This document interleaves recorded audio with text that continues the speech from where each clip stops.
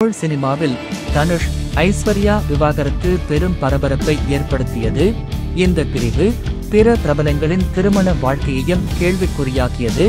இதனால் தனுஷ், ஐஸ்வர்யாவின் ஒவ்வொரு செயலும் ஊடகங்களில் பெரிதாக பேசப்பட்டது.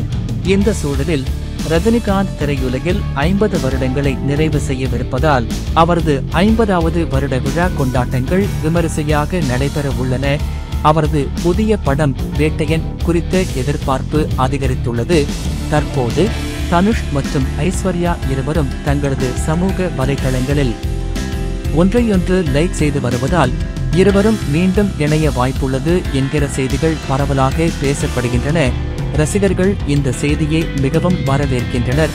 தனுஷ் மற்றும் ஐஸ்வர்யா மீண்டும் இணைய வாய்ப்புள்ளது என்ற செய்தி கோலிவுட் வட்டாரத்தில் மகிழ்ச்சியை ஏற்படுத்தியுள்ளது.